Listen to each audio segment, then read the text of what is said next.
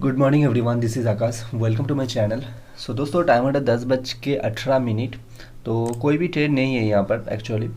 तो स्वान एनर्जी मेरे रडार पे था एंड इनफैक्ट हर एक ट्रेड मेरे रडार पे था, लेकिन यहाँ पर एंट्री नहीं दिया है एंड यहाँ पर एंट्री नहीं भी बनेगा, ठीक है। एंड आज के लिए कोई भी एंट्री नहीं है, लेकिन यहाँ पर एक चीज़ मैं बताना चाहता हूँ जो कि है HDFC लाइफ। देखो, HDFC लाइफ ने हमारा एंट्री था करीबन 691 एंड इसका स्टॉप लॉस था 672.40, ठीक है। एंड यहाँ पर 800 का हमारा टारगेट था। लेकिन दोस्तों, यहाँ पर मैं एक पिरामिडिंग के लिए एक ढूंढ रहे हो एक चीज़। आप अगर इस सिंपल ये दोनों लाइन को अगर जोड़ेंगे तो यहाँ पर एक ट्रेन लाइन आ रहा है, ठीक है। तो HDFC लाइफ में मेरे ख्याल से जो मूवमेंट होना चाहिए, ये आज का जो कैंडल है फॉर्मेशन हो रहा है, अभी तो 10 ही हुआ है। लेट्स सी ये यहाँ पर टिक पाता है कि ये नीचे चला जाता है। लेकिन अगर टिक जाता है तो मेरे ख्याल से ये जब अपसाइड जाएगा, इसी तरीके से बिग बिग कैंडल बना के जाने के चांस प्रोबेबिलिटी जो है बहुत ही ज़्यादा है।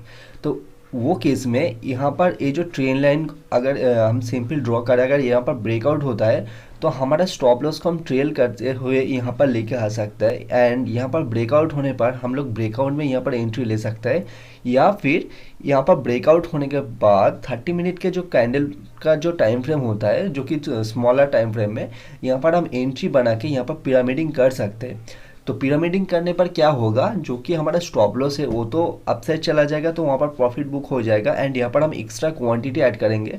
तो हमारा जो प्रॉफिट होगा बहुत ज़्यादा होने की प्रोबेबिलिटी ज़्यादा होगा, ठीक है। तो इसलिए ये लाइव वीडियो में शूट कर रहे हो, क्योंकि ये सारी चीज़ जानना भी ज़रूरी होते हैं एक्चुअली, ठीक है। लेकिन ये कैपन अभी बहुत ही मुश्किल है कि यहाँ पर टिक पाएगा कि नहीं। अगर ये टिक जाता है एंड अपसाइड मूवमेंट कंटिन्यू करता है तो डेफिनेटली 800 का टारगेट दे सकता है, ठीक है। लेकिन ये स्टॉप लॉस भी जा सकते हैं, ज़रूरी नहीं है कि अपसाइड ही चला जाए। तो इसीलिए हम तो रिस्क मैनेजमेंट करते हैं हर वक्त, ओके।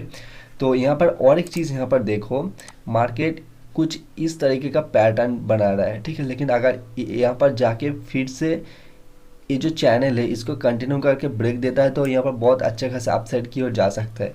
तो यहाँ पर देखो, पैटर्न ऑलरेडी बन रहा है, पैटर्न को सिर्फ ढूंढना होता है, ठीक है। पैटर्न आप इसको कोई ट्रायंगल पैटर्न या फिर कुछ इस तरीके का पैटर्न बोलते हैं। तो यहाँ पर इस तरीके का पैटर्न के ऊपर बहुत सारे ट्रेडर ट्रेड करते हैं, ठीक है। तो आप इस तरीके से ये सोच सकते हो।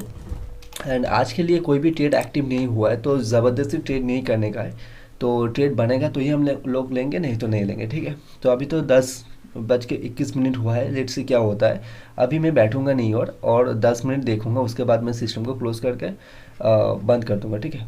तो आई होप आपको कुछ सीखने को मिला होगा शायद। एंड एक कोई भी एक डिस्क्लेमर है, कोई भी बाइंग और सेलिंग का रिकमेंडेशन नहीं है। कोई भी डिसीजन लेने से पहले आपका जो फिनेंशियल एडवाइज़र है, आप उसके साथ मिलकर सलाह ले सकते हो, ठीक है। मैं कोई भी सेबी रजिस्टर्ड फिनेंशियल एडवाइज़र नहीं हूँ, तो ये मैं कह नहीं सकता कि कौन सा शेयर आपको खरीदना है, कौन सा बेचना है, ठीक है। तो यही था। एंड तो चले, मिलता है अगले वीडियो में। Happy trading, have a good day and before taking any trade please manage your risk first then trade, okay. So ये हमारा टैगलाइन है एक्चुअली, जो कोई भी ट्रेड लेने से पहले रिस्क को मैनेज करना, क्योंकि रिस्क मैनेजमेंट के बाद इस यूट्यूब पे तो होता ही नहीं है। बहुत ही कम ऐसे बंदे हैं, कोई बहुत ही कम ऐसे ट्रेडर है जो रिस्क मैनेजमेंट की बात करते हैं। एंड यूट्यूब में जो लाइव ट्रेड आता है वहाँ पर रिस्क मैनेजमेंट और रिस्क टू डिवाइड की बात बहुत ही कम लोग करते हैं, शायद बहुत ही कम लोग, शायद 100 में से शायद 4-5 लोग ही ऐसा होंगे जो risk is to divide and risk management की बात करते हैं। लेकिन बाकी सब लोग तो सिर्फ प्रॉफिट को देखते हैं, 1:1 पे खेलते हैं, उससे नीचे इस तरीके का सब कुछ दिखाते हैं, ठीक है। लेकिन हमेशा आप risk is to divide and risk management, ये दोनों चीज़ों को साथ में लेकर चलना, तो ही आप लॉन्ग टर्म में टिक पाओगे, नहीं तो आप ख़त्म होने के चांस बहुत ही ज़्यादा है, ठीक है। लेट्स से आप ये आपके ऊपर है एक्चुअली, आप किस तरीके का ट्रेडर हो। अगर आप स्कैल्पिंग टाइप का ट्रेडर हो तो वहाँ पर अगर वो सूट करता है आपको, आपका एक्यूरेसी बहुत ज़्यादा है तो वहाँ पर ठीक है। लेकिन मेरे ख्याल से रिस्क टू डिवाइड तो मेंटेन होना बहुत ही ज़रूरी है, क्योंकि जितने भी बड़े ट्रेडर आपने देखा होंगे वो सभी ट्रेडर रिस्क टू डिवाइड के बिना ट्रेड नहीं करते। Risk to divide is the most important thing in this market.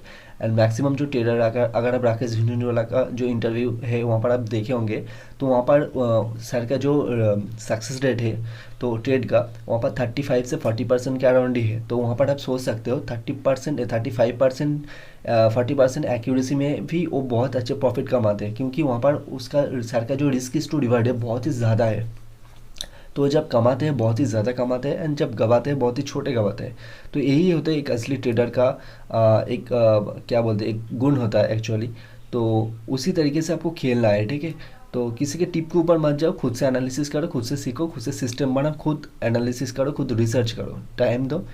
बिना टाइम देने के कुछ नहीं हो सकता, ठीक है। टाइम दो, पेशेंस रखो, तो ही कुछ हो सकता है एक्चुअली। ओके, तो चलिए मिलते हैं अगले वीडियो में। Happy trading, have a good day again.